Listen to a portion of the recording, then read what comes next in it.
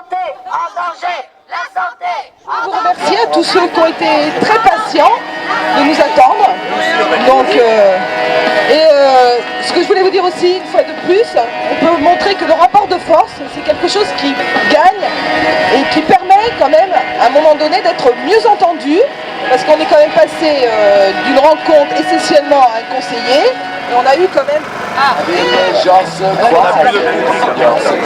On a quand même eu la visite de Marisol Touraine qui est venue nous entendre, ce qui n'était pas gagné comme vous avez pu le remarquer au début. Donc il y a quand même, à mon avis, une avancée.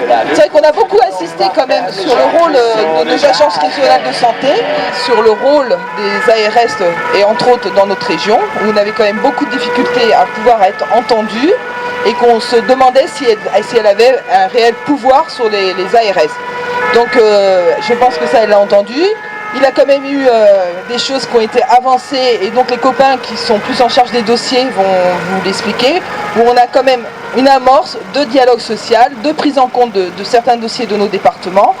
Donc un tout petit peu, c'est vrai que c'est pas encore... on sent quand même que Paris c'est très loin, les préoccupations qu'on a ici dans notre région, elles ont du mal à remonter au niveau national, donc je pense qu'il faut qu'on continue, que la lutte c'est le seul moyen de pouvoir faire avancer les choses, et que je pense qu'on peut y arriver. Voilà, donc après je pense que les copains vont s'exprimer. C'est vrai qu'on a eu quand même, j'allais dire, des réponses plus concrètes par rapport à la 51, des réponses par rapport à la pédiatrie et par rapport à certains dossiers. Donc je pense que les copains vont s'exprimer. Je pense que Stéphane, par rapport à la 51, on a quand même quelque chose de très intéressant à annoncer.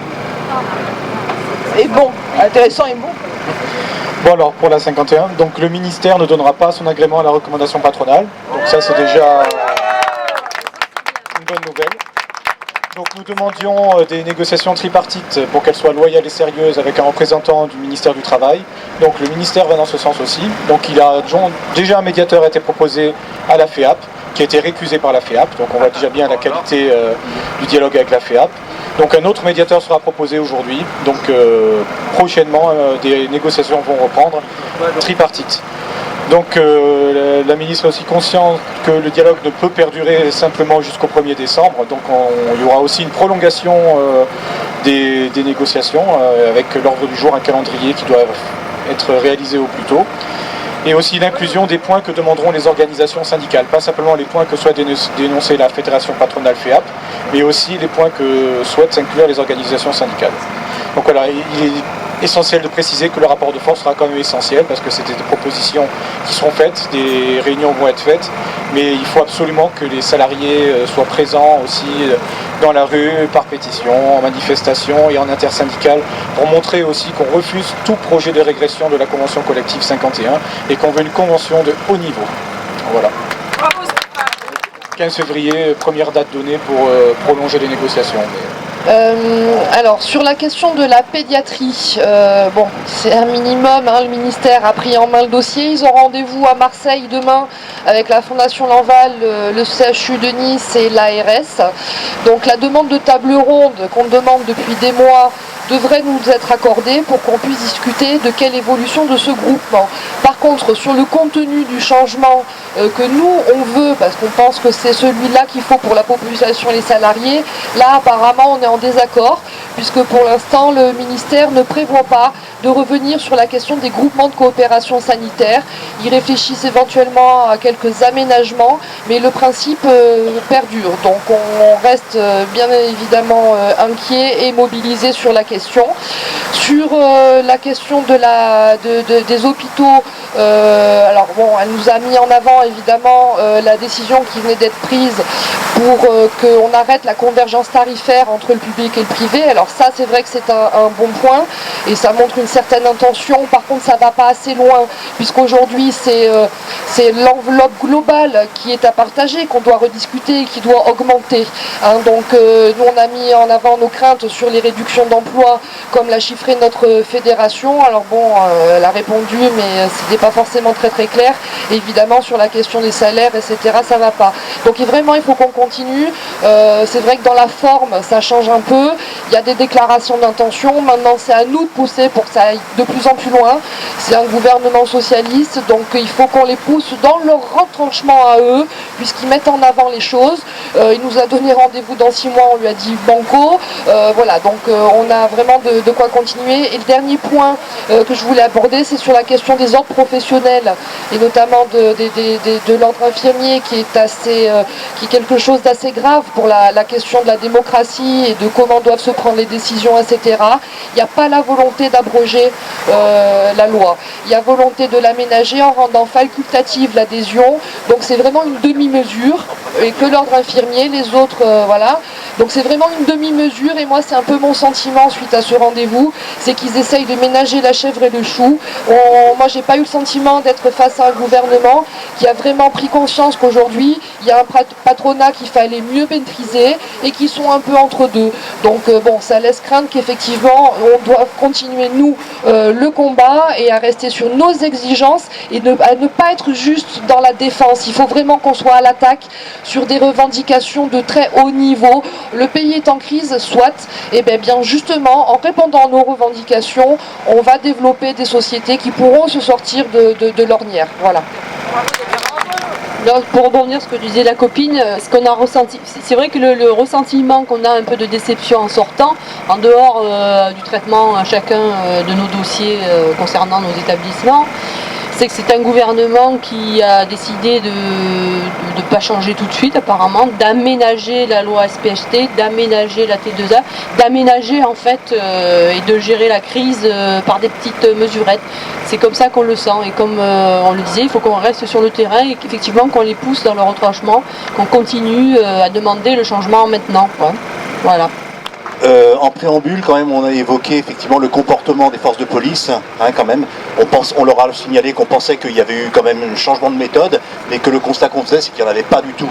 Hein, voilà, donc ça, on a signalé quand même un comportement quand même assez musclé des forces de police, qui est absolument disproportionné par rapport aux revendications qu'on porte et la façon dont on veut les porter.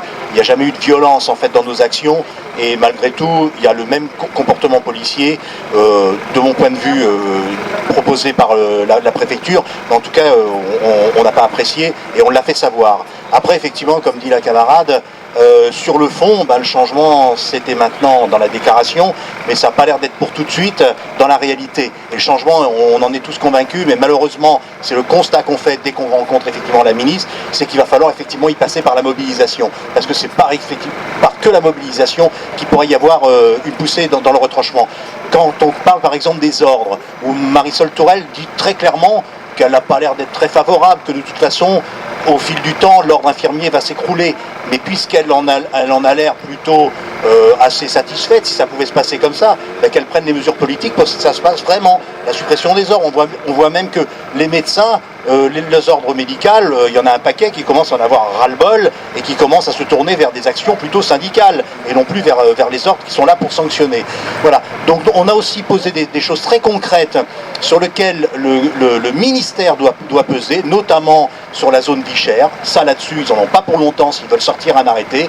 Donc il faudra qu'on voit dans les semaines si effectivement on a été entendu par rapport à cette question-là. Sur des déroulements de carrière où on leur a signalé que par exemple ils avaient été capables, dès qu'ils ont été nommés au gouvernement, de sortir une circulaire précisant un certain mode de déroulement de carrière pour certaines catégories, en faisant une promesse qu'il devait y avoir des arrêtés de mise en place dans les 15 jours. Ça c'était au mois de juin.